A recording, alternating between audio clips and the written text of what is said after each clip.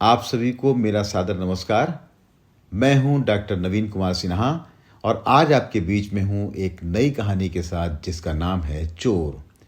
इस कहानी को लिखा है डॉक्टर अनीता श्रीवास्तव जी ने। तो आइए कहानी को शुरू करते हैं। सूरज की किरणें सीधे उसके मुंह पर पड़ने लगी थीं। वह कसमसाकर औंधे मुंह लेट गया। मन तो किया कि उठकर खिड़की बंद कर दें जहां से ये किरणें अंदर आ जाती थीं, लेकिन उसे उठने का ही आलस्य था। उठ जाता तो नींद अपने आप खुल जाती। उठना तो पड़ेगा ही उसे। रोज के कामों को कैसे टाल सकता था। यंत्रवत सब कुछ करना पड़ता था। अभी तक चाय क्यों नहीं आई, वह मन ही मन नीरू पर भुनभुनाने लगा। नीरू लगी होगी बिट्टू में। ये औरतें भी अजीब होती हैं। बेटा हो जाता है तो बेटे के बाप को भूल जाती हैं। मुझे दफ्तर भी तो जाना है और नीरू है कि अभी तक चाय बनाकर नहीं लाई, जबकि उसे पता है कि चाय की चुस्कियों से ही मेरी आंखें खुलती हैं। पर नीरू भी क्या करे, बिट्टू के स्कूल जाने का भी तो यही समय है। वह अपने आप ही नीरू की सफाई भी दे देता था। मन उलझने से पहले सुलझ जाता था। पिताजी, बिट्टू उसके पास आकर पलंग पर बैठ गया। क्या है? उसका स्वर उनींदा था। पिताजी, ध्यान से सुनो। आज मेरी अभ्यास पुस्तिका खत्म हो गई है। आज अपने दफ्तर से कागज ले आइएगा। ले आऊंगा। जा पहले अपनी मां से कह कि चाय लेकर आए। वह खींचे स्वर में बोला। लीजिए चाय और उठिए। 8:30 बज रहे हैं। पहले बेटे को तैयार करो, फिर बाप की सेवा में लगो। नीरू ने बड़बड़ाते हुए कमरे में प्रवेश किया। चाय का नाम सुनते ही वह तुरंत उठ गया। नीरू की तरफ देखकर मुस्कुराया। यदि तुम बिना भाषण झाड़े चाय दो तो यकीन मानो चाय में चीनी डालने की जरूरत ना पड़े। नीरू झेप गई थी। एक मीठी मुस्कान उस पर फेंकते हुए वह बिट्टू का बस्ता लगाने लगी। नीचे रिक्शा आ गया था। घंटी बज रही थी। अच्छा पिताजी, कागज जरूर ले आइएगा। बिट्टू ने पुनः अपनी चीज की याद दिलाई और बस्ता लेकर दरवाजे की तरफ भाग गया। वह भी पलंग पर से उठ बैठा। अभी भी नहीं उठता तो दफ्तर के लिए देर हो जाती। दफ्तर भी दूर था। बस से जाना पड़ता था। बस में धक्के मुक्के खाते हुए उसे बहुत गुस्सा आता था। भीड़ के कारण आदमी से आदमी इतना सट जाता है कि एक दूसरे के कपड़े तो कपड़े, बदन तक बू नथनों में भरने लगती है। क्यों है ऐसी जिंदगी, भागती हुई दौड़ती हुई। नीरू, टिफिन तैयार हो गया? उसने स्नान गृह से निकलते ही पूछा। हाँ, आप कपड़े तो पहन लें। सब्जी चढ़ी है, बस थोड़ी सी कसर है। उसने घड़ी की तरफ निगाहें घुमाई। 9:45 बज रहे थे। वह जल्दी जल्दी कपड़ा पहनने लगा और फिर बोला, लाओ टिफिन दो, देर हो रही है। 2 मिनट ठहरिए, सब्जी जरा कच्ची है। रसोई से ही नीरू की आवाज आई। पक जाने पर तुम ही खा लेना। वह भुनभुनाते हुए सीढ़ियां उतर गया। बस स्टॉप पर लंबी कतार देखकर उसे झुंझलाहट हुई। हालांकि वह रोज ऐसी ही लंबी कतार का सामना करता था। दूर से बस आती हुई दिखाई दी कि कतार में लगे सब के सब लोग किसी योद्धा के समान कमर कसकर तैयार हो गए। एक दूसरे को धक्का देते हुए सब चढ़ने की कोशिश करने लगे। इंसान कितना स्वार्थी होता है। कुछ भी तो नहीं देखता है, न बूढ़े न बच्चे न महिला, बस जानवर की तरह टूट पड़ता है। 2 रुपए खुले नहीं है। कंडक्टर की आवाज उसके कानों में टकराई। उसने मुड़कर देखा, कोई नया चेहरा था। वह कंडक्टर भी नए चेहरों को पहचान लेता था और खुले नहीं है कहकर पैसे बना लेता था। यह उसकी प्रतिदिन की अतिरिक्त आय होती थी। रोजाना बस में चढ़ने वाला आदमी दूसरे दिन अपने पैसों का तकाजा भी कर सकता है, पर नया चेहरा ऐसा नहीं कर सकता। उस कंडक्टर को बस में पूरे दिन में न जाने कितने चेहरे नए मिलते होंगे। वह सबसे इसी तरह पैसे बनाता होगा। वह इन्हीं विचारों में डूबा हुआ था कि दफ्तर के पास वाला स्टॉप आ गया। दफ्तर तक जाने के लिए उसे थोड़ा चलना पड़ता था। जैसे ही वह दफ्तर वाली सड़क की तरफ मुड़ा कि उसने देखा एक पुलिस वाला एक सीधे साधे 22-23 वर्ष के नौजवान पर बरस रहा था। बोल, क्यों किया तूने ये सब? मैंने कुछ नहीं किया। खामखा मुझे क्यों तंग कर रहे हो? अंदर डाल दूंगा, तब अकल ठिकाने आएगी। पुलिस वाले ने नौजवान का कॉलर पकड़ लिया। छोड़ दो मुझे, वह गिड़गिड़ाया। छूटना चाहता है तो निकाल 500 रुपए। 500 रुपए? किस बात के? उसके चेहरे से निरीहता झलक रही थी। बताऊं किस बात के? पुलिस वाले ने उसकी पतली सी पीठ पर कसकर 2 डंडे जमाए। मार क्यों रहा है? ये ले पकड़ 500 रुपए। पुलिस वाले ने 500 रुपए अपनी जेब में डाले और खीसे निपोड़ने लगा। उस लड़के ने अपना कॉलर ठीक किया और गीली आंखों के साथ सड़क के दूसरी तरफ चल पड़ा। यह सब देखकर उसका मन खिन्न हो उठा।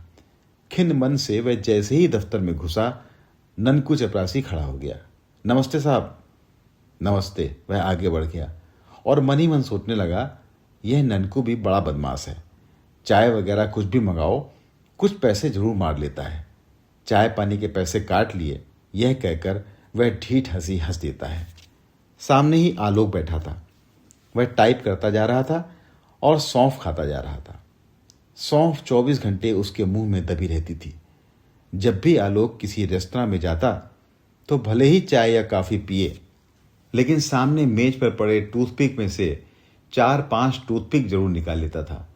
और सौंफ तो जैसे उसकी बपौती थी। मुट्ठी में थोड़ी ज्यादा न दाब ली तो समझो सारा दिन उसका बेकार गया। वह अपनी कुर्सी पर बैठ गया। अलमारी में से कागज निकालने लगा। अरे सुरेंद्र, कब आए?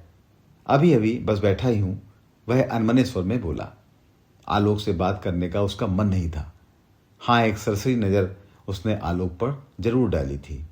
आलोक जेब से टूथपिक निकालकर अपने पीले पीले दांतों को कुरेद रहा था। कैसे हो सुरेंद्र? सामने से पूनम आती हुई दिखाई दी। ठीक हूं, सुरेंद्र बोला। शायद बोलना जरूरी था इसलिए। पूनम जी, यह क्या कर रही हो? गोंद की बड़ी शीशी में से छोटी शीशी में गोंद क्यों डाल रही हो? आलोक के पीले दांत बाहर निकल पड़े थे।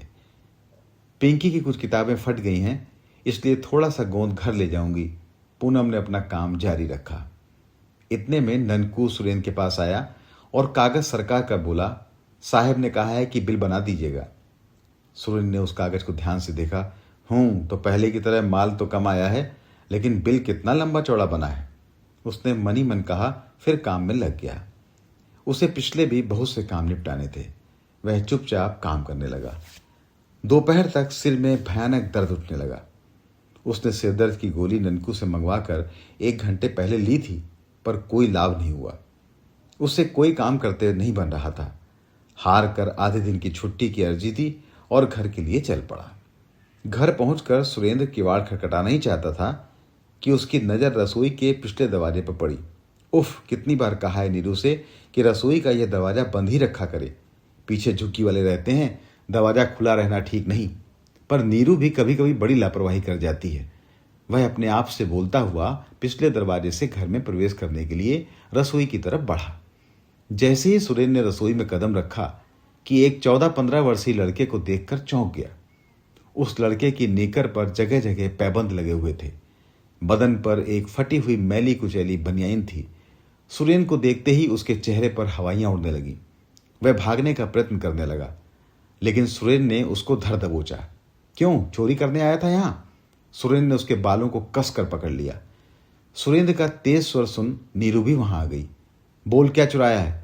बोलता है या नहीं? सुरेंद्र की कड़कदार आवाज गूंजी। थोड़ी देर पूर्व जो भयंकर सिर दर्द हो रहा था, वह क्रोध में परिणत हो चुका था। कुछ नहीं साहब, कुछ नहीं। वह लड़का घिघियाया। डर के मारे उसकी आंखों से आंसू बहने लगे थे। कुछ नहीं, अभी उगलेगा सब कुछ। सुरेंद्र ने आओ देखा ना ताओ और 2-3 थप्पड़ उस लड़के को कस दिए। फिर एक घूंसा भी पीठ पर जमा दिया। लड़के के मुंह से खून निकलने लगा। अरे अरे, छोड़ भी दो। नीरू बचाव करने लगी। उसका नारी हृदय पसीज उठा। तुम हट जाओ नीरू। सुरेंद्र बुरी तरह बौखलाया हुआ था। इतनी छोटी उम्र में चोरी करता है, बड़ा होकर डाकू बनेगा। आज तो अंदर करूंगा इस पिल्ले को। बाबूजी छोड़ दीजिए, मेरी माँ बहुत बीमार है। कई महीने हो गए हैं, 4-5 दिन से घर में अन्न का दाना नहीं था। बहुत भूख लगी थी, इसलिए यहां चला आया। वह लड़का हाथ से अपने मुंह का खून साफ करते हुए बोला। झूठ बोलता है, कहानी गढ़ता है। सुरेंद्र पुनः गरजा। नहीं बाबूजी, यह देखिए, सिर्फ 4 रोटियां ही चुराई हैं। उसने नेकर की दाईं जेब से मुड़ी तुड़ी 4 रोटियां बाहर निकाल दी और बाईं जेब उलट दी जो खाली थी। चल अपने घर ले चल। यदि तेरी माँ सचमुच बीमार है तो छोड़ दूंगा, नहीं तो आज तुझे जेल की हवा खिलाऊंगा। सुरेंद्र ने उसे धक्का दिया। अब जाने भी दीजिए, नीरू बीच में बोली थी। नीरू गनीमत थी कि रोटियां ही चुरा पाया। मैं अचानक ना आता तो सारे बर्तन समेट लेता। सुरेंद्र ने कहा और उस लड़के की बाह पकड़कर घसीटता हुआ उसे बाहर ले गया। वह लड़का झुग्गियों की ओर जा रहा था। सुरेंद्र उसके साथ साथ चल रहा था। थोड़ी दूर चलने के बाद ही किसी ने उसे आवाज दी, राजू, तू कहाँ था? तेरी माँ 1 घंटे से झुग्गी में मरी पड़ी है।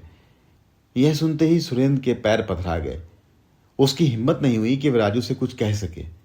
फिर भी उसने कनखियों से उसकी तरफ देखा। राजू पहले तो सुन्न सा खड़ा रहा, फिर एकाएक माँ माँ पुकारता हुआ रोने लगा। राजू अपनी झुग्गी की ओर पागलों की तरह भागा। उसकी झुग्गी के आसपास बहुत से लोग जमा थे। सुरेंद्र बाहर से ही उस लड़के का दर्दनाक रुदन सुनता रहा। झुग्गी के भीतर जाने का साहस वह नहीं जुटा पाया। बोझिल कदमों से सुरेंद्र वापस जाने लगा। राजू की मर्म भेदी आवाज उसके कानों में बहुत दूर तक पड़ती रही। जब सुरेंद्र घर में घुसा तो नीरू की उत्सुक नजरें उसके चेहरे पर स्थिर हो गईं। क्या हुआ? वह लड़का सच कह रहा था। उसकी मां मर भी गई। सुरेंद्र का स्वर डूबा हुआ था। ओह, ये तो बहुत बुरा हुआ। नीरू ने एक ठंडी आह भरी। थोड़ी देर दोनों के मध्य चुप्पी छाई रही। फिर नीरू ही बोली, खाना लगा दूं? भूख नहीं है, सिर में दर्द हो रहा है, मैं जरा आराम करूंगा। यह कहकर वह पलंग पर लेट गया और अपनी दोनों आंखें मूंद लीं। थोड़ा सा तो खा लो। कहा ना भूख नहीं है, मुझे अकेला छोड़ दो। उसके स्वर में कटुता थी। नीरू चुपचाप कमरे से चली गई। वह जानती थी कि सुरेंद्र की झुंझलाहट, वह आक्रोश अपने ही ऊपर था। सुरेंद्र ने पलकें बंद कर ली थी, लेकिन राजू का चेहरा उसकी आंखों के सामने घूम रहा था। उसके कानों से बार बार उसके रोने की आवाजें टकरा रही थीं। क्यों मारा था मैंने उस लड़के को? क्या इसलिए कि वह चोर था? वह सोचने लगा, कौन नहीं है चोर? क्या वह कंडक्टर चोर नहीं जो रोज नए चेहरों को खुले पैसे न होने के बहाने लूटता है? क्या वह पुलिस वाला चोर नहीं जो निर्धन राहगीरों को बेवजह तंग करके उनसे रुपए मांगता है? क्या वह ननकू चोर नहीं जो दफ्तर वालों से चाय पानी के पैसे ऐंठता है? क्या आलोक चोर नहीं जो रेस्तरां से टूथपिक और सौंफ चुराता है? क्या पूनम चोर नहीं है जो दफ्तर का गोंद घर ले आती है? क्या मेरा बॉस चोर नहीं है जो कम माल मंगाकर अधिक माल का झूठा बिल बनवाता है? क्या मैं खुद चोर नहीं हूं जो अभ्यास पुस्तिका के लिए दफ्तर से कागज उठा के ले आता हूं?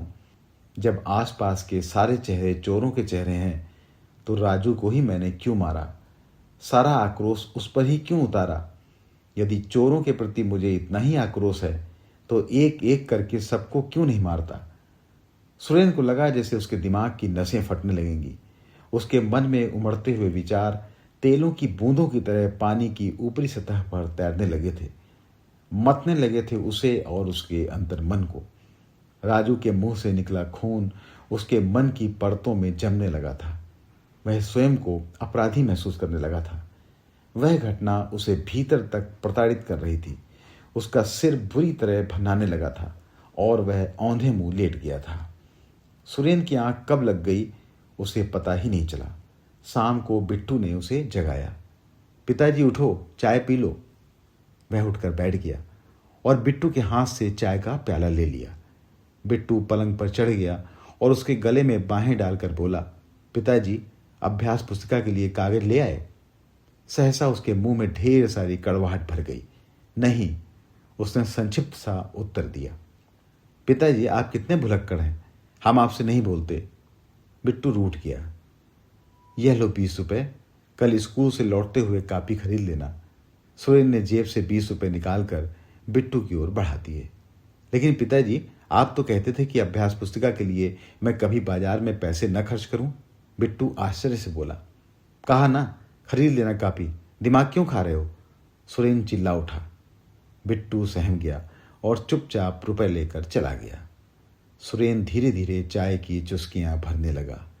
चलो, एक चोर तो कम हुआ, वह बुदबुदाया और चाय का प्याला नीचे जमीन की तरफ सरकाकर पुनः लेट गया।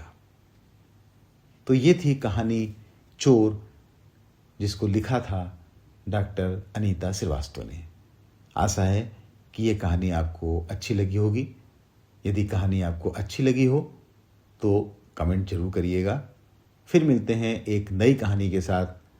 अब नवीन कुमार सिन्हा को इजाज़त दीजिए। नमस्कार, धन्यवाद, जय हिंद।